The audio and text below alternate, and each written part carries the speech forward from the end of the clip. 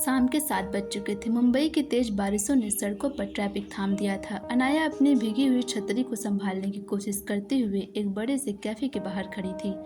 आज उसका इंटरव्यू था जो बारिश की वजह से छूट चुका। उसकी आंखों में मायूसी थी और हाथों में उसकी भीगी हुई सीवी। तभी एक तेज रफ्तार ब्लैक मर्सिडीज कार कैफे के ठीक सामने आकर रुकी।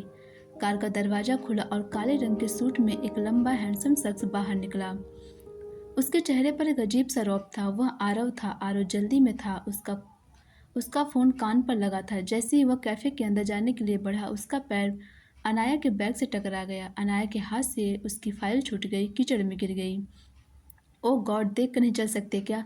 अनाया ने गुस्से में चिल्लाते हुए कहा। आरव रुका। उसने अपना फोन कान से हटाया और अपनी गहरी भूरी आंखों से अनाया को देखा। उसके चेहरे पर कोई पछतावा नहीं था। उसने अपनी जेब से वॉलेट निकाला, कुछ नोट और अनाया की तरफ बढ़ा दिए। इन पैसों से नई फाइल खरीद लेना। आई एम इन हरी। आरव ने रूखे स्वर में कहा। अनाया का खून खौल उठा। उसने पैसों को हाथ भी नहीं लगाया, बल्कि आरव की आंखों में आंखें डालकर कहा, पैसों से सब कुछ नहीं खरीदा जा सकता मिस्टर। अमीर होने का मतलब यह नहीं कि आप किसी की मेहनत का मजाक उड़ाएं। मुझे आपके पैसे नहीं, एक सॉरी चाहिए था। आरव ने आज तक किसी लड़की के मुंह से अपने लिए ऐसे तेवर नहीं सुने थे। वह कुछ पल के लिए स्तब्ध रह गया, लेकिन अपनी आदत के मुताबिक उसने बिना कुछ कहे पैसे वापस जेब में रखे और कैफे के अंदर चला। अनाया अपनी खराब हो चुकी फाइल को उठाकर भारी मन से अपने घर की तरफ चल दी।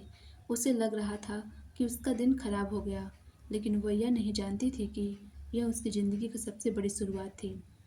अगले दिन अनाया को एक दूसरी बड़ी company AR group of industry से कॉल आई।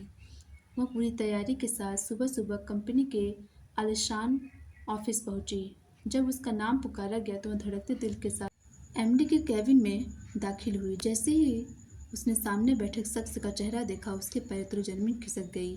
सामने घूमती हुई कुर्सी पर कोई और नहीं बल्कि वही रूखा अजनबी आरव बैठा था। आरव ने अपनी फाइल से नजरें उठाई और अनाया को देखकर उसके होठों पर एक हल्की सी रहस्यमय स्माइल आ गई। तो मिस अनाया, कल कैफे के बाहर आप बहुत लेक्चर दे रही थी। आप देखते हैं आपके काम में कितना दम है। आरव ने कुर्सी पर पीछे झुकते हुए कहा। अनाया का दिल जोर से धड़क रहा था। क्या क्या आरव उसे नौकरी देगा या कल का बदला लेगा? सुनते रहिए